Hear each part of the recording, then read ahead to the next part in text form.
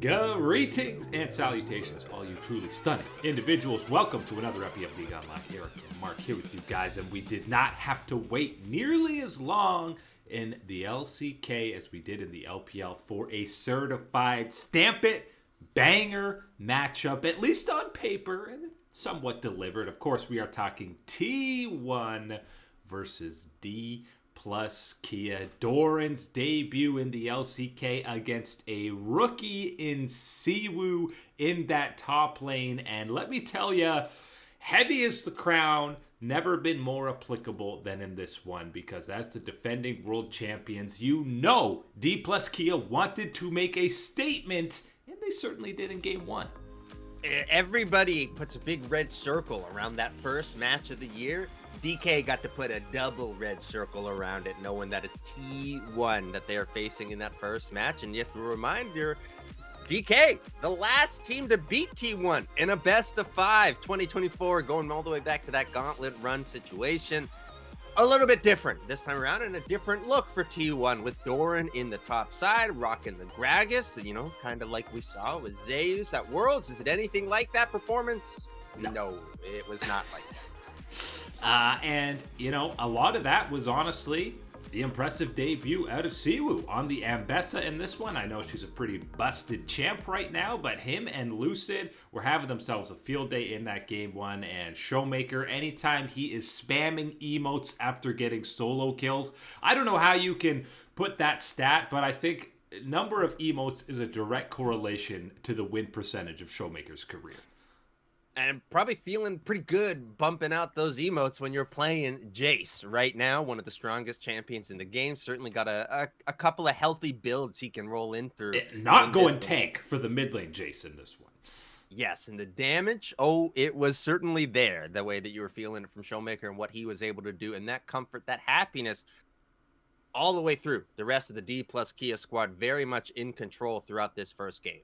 And we got a little bit of a tease of some fearless draft action in the second game when the Xerath pops up for Showmaker. And again, the early game looked pretty good for Dplus. They had a nice skirmish in the mid lane to kind of get things rolling, but this was a bounce back opportunity for T1. And obviously, Guma ends up going deathless, pops up on the Varus, and we're getting flanks and flashes over walls under turret for Faker's Victor? Huh? Yeah, everyone is going on for it. And how about Victor on the aggressive flank? About that one? One of the least threatening champions I ever would have thought of coming through on a flank. But you know what?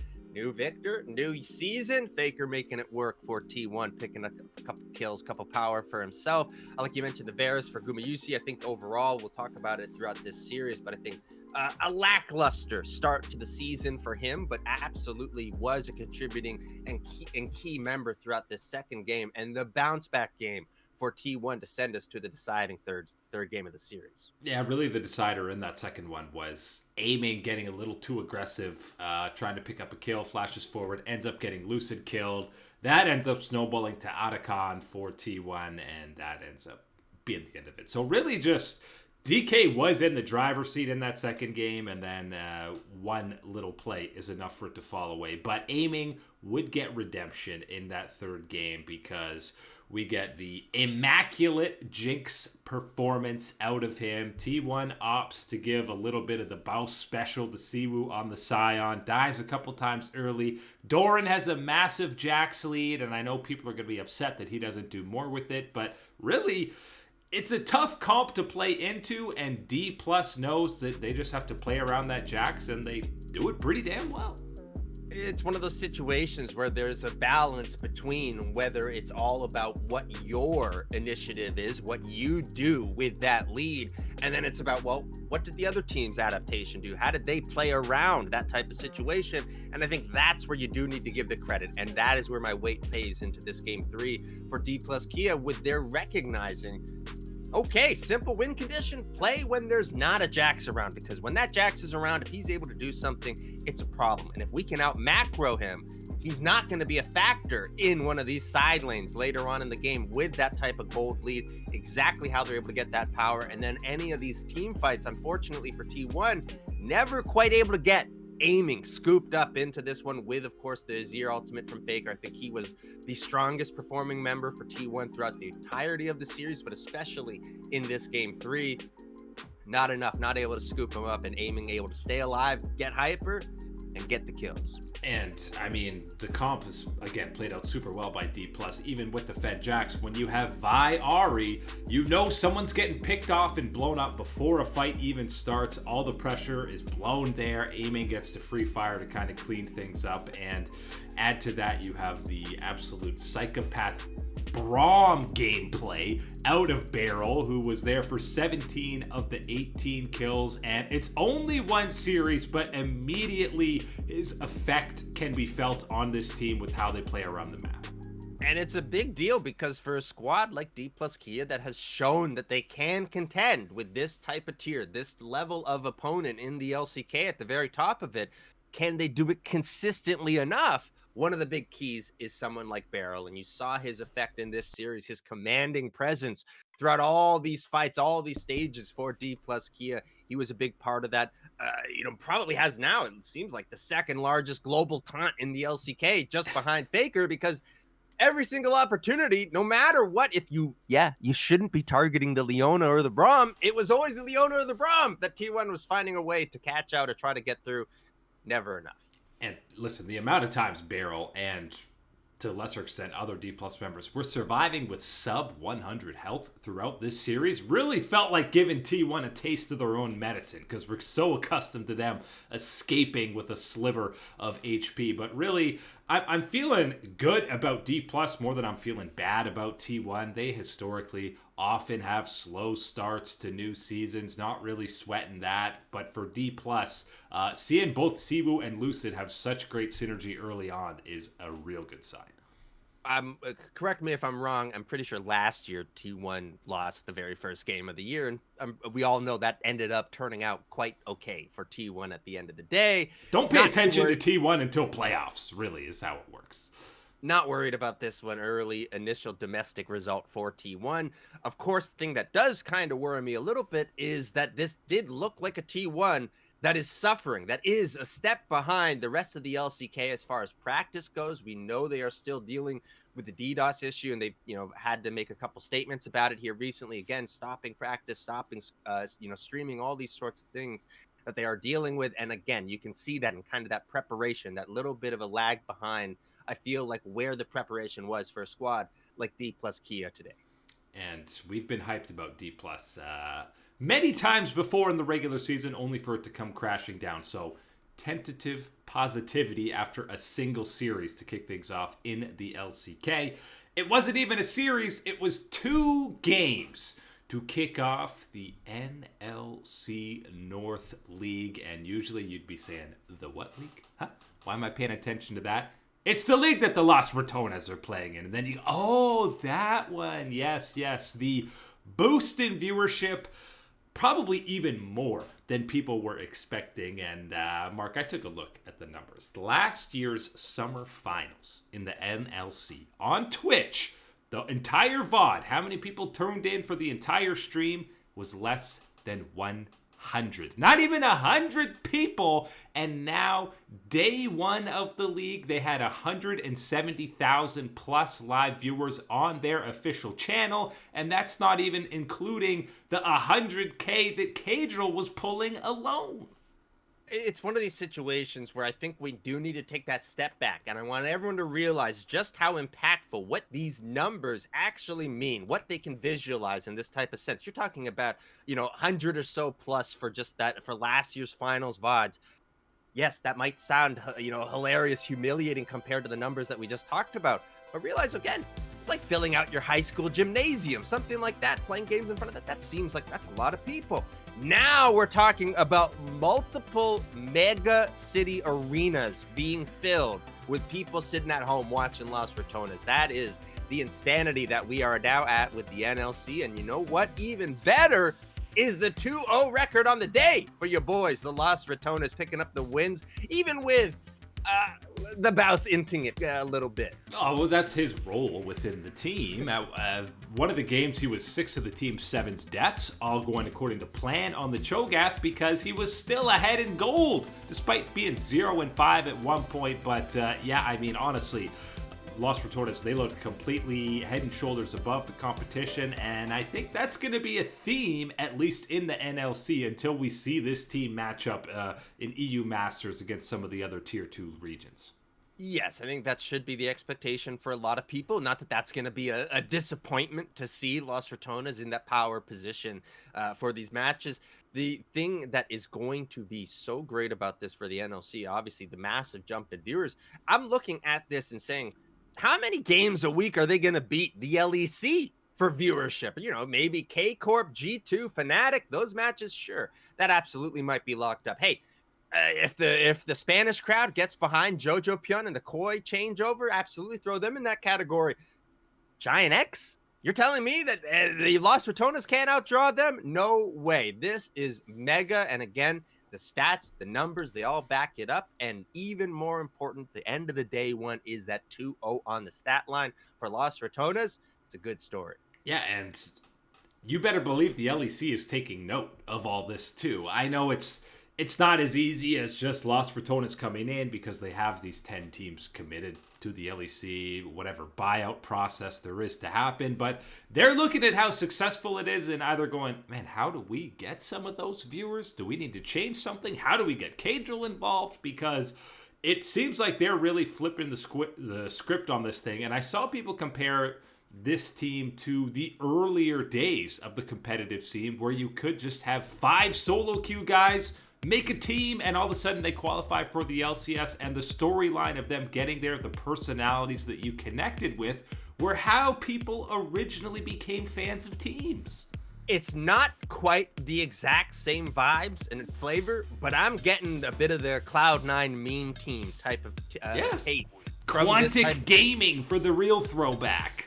Again, where it maybe isn't quite as professional, as standard type of thing like that, but absolutely having it more so at that approachable level, that relatable level as gamers is something that is valuable to this type of one, and seeing the team, seeing that interaction, the communication that we got to hear through from these games, absolutely fantastic and game-changing for so many people. And it did bring back those vibes of the early eras of League of Legends, you know, when we had the house tours and everything else going on YouTube. Just gaming houses in general, they don't even, you're not all sleeping in a closet and playing in the one room, eating, you know, a cup of noodles every day. But we've come a long way from that. But I'm really curious if going forward, can Los Ratones get some LEC scripts? Not because the level of competition, absolutely they could, more because LEC teams don't want their scrims streamed on Twitch, I imagine. But maybe for one block every now and then, I could see a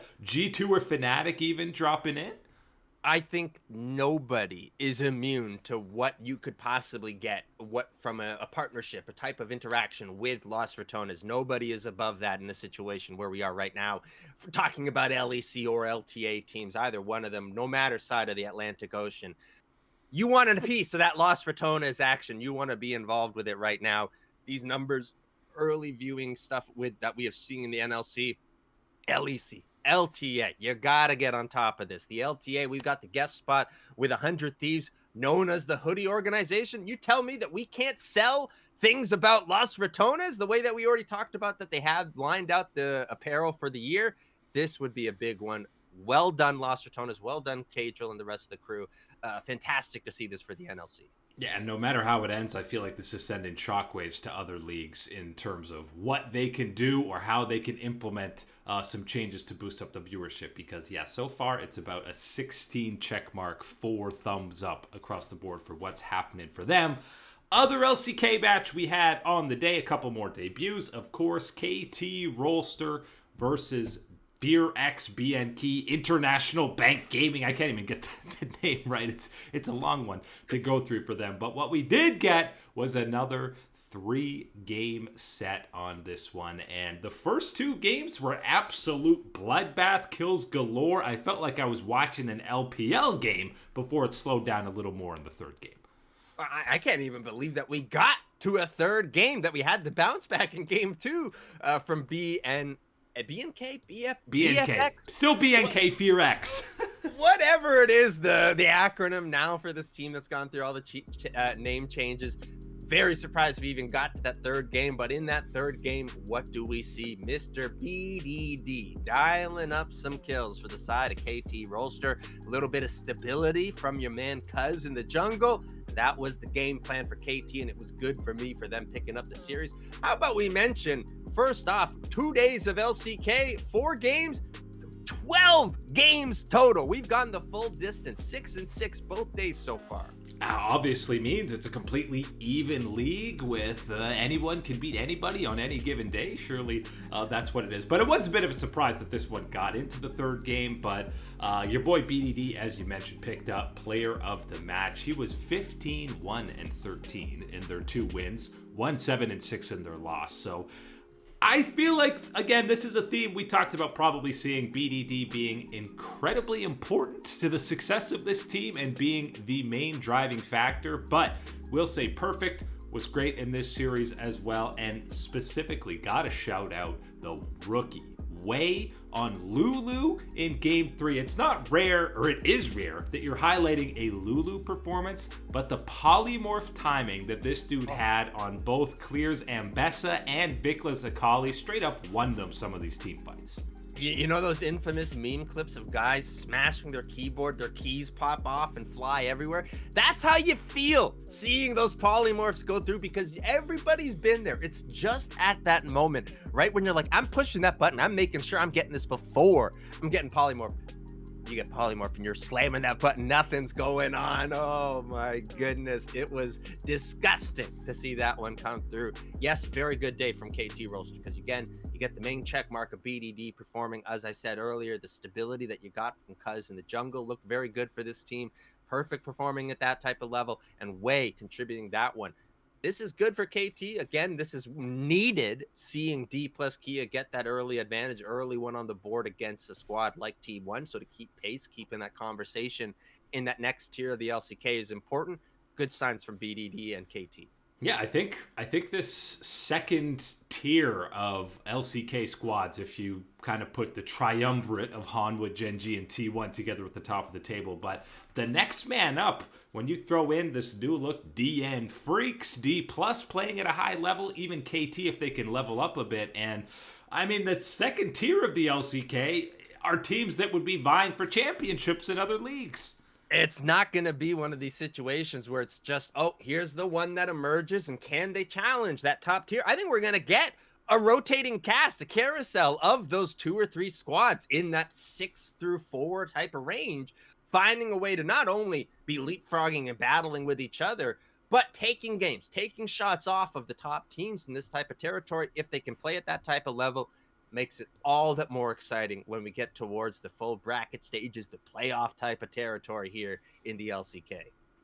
And we rolled onwards in the LPL as well. It's not the common name contenders, but watch your breath, because anyone's legend will be a contender in 2025, making their debut against LGD. And you had to rub your eyes a few times, because the first 2 games in this series were just a Flandre montage on Tank, Jace, and Ambessa? Huh? I didn't have that. I did not have that one on my bingo card whatsoever. My man Flandre making us look like fools right out of the gate, putting up a performance like this for anyone's legend. LGD is absolutely not the competition that we are rating everything off of in the LPL for sure, but getting this one and doing it in the fashion early with Flandre leading in that type of charge, and yes, on Miss Cassante, Ambessa, whatever you want to call it, she's looking like Shyvana out there out on the riff with the things around her hands. Didn't matter, because the kills were what were stacking up in favor of Flandre and in favor of anyone's legend. And there were a lot of kills in this series, by the way. Only 3 games. 127 kills across 3 games, and pretty much all of these were close. I'm by no means going to call it a clean series out of AL, especially when you we're jumping ahead to that third game, and it looked like they were going to steamroll this thing out of control before it very much got pulled back into an even game state, and you had to have some clean team fighting out of Hope on Kaisa. So Flandre in the first 2 games, and Hope took them home in that third game. That's what you're going to need if you're a team like Anyone's Legend, though. Again, we know that in order to compete, in order to stay at that top level in the LPL, be one of the elite teams that everyone around the world is keeping track of, you need more than 1 star power to do it. And that is exactly what you saw here today. Flandre stepping up into star power territory is already a big boon, a big unexpected one for Anyone's Legend. But having Hope perform like that, I think relatively stable series from Shanks. You could ask for maybe a little bit more from him as we move on through these weeks, but good early look at Anyone's Legend. And still carrying over that synergy that Tarzan and Shanks had from the Kespa Cup that I think had people pretty excited about this mid-jungle duo. We saw glimpses of it here, especially a lot of the early games, even though both Shanks and Hope laning phase were a little bit sus, getting solo killed throughout, but early to mid, when Tarzan and Shanks were working in tandem, lethal combo. Absolutely, some road bumps, some potholes that we were running on through, but overall got to the journey, got through the destination, and that's where it is for Anyone's Legend with a 1-0, a victory on the board. And listen, it's not the LPL without a little bit of mess. It's basically only BLG has had clean games in the LPL over the past 2 years. And again, stepping into the territory that we are with Fearless Draft, and especially Fearless that is up to 5 games, that best of 5, you will get a little bit of that sloppiness coming through here. Again, knowing that you didn't go the full distance in this one still. One of the things we're keeping track of and keeping a pulse on in the LPL. And fret not, the next 3 days of action in the LPL, BLG, Top Esports, and Invictus Gaming all going to be making their debuts. You did it, guys. You ate your veggies. Here comes the treat from the LPL, the big-time matches heading into the weekend. The LPL knows we've got the LCK back in action. They're going to have the LEC. They're going to have the incredible show match on the 18th from the LTA that everybody's tuning in to.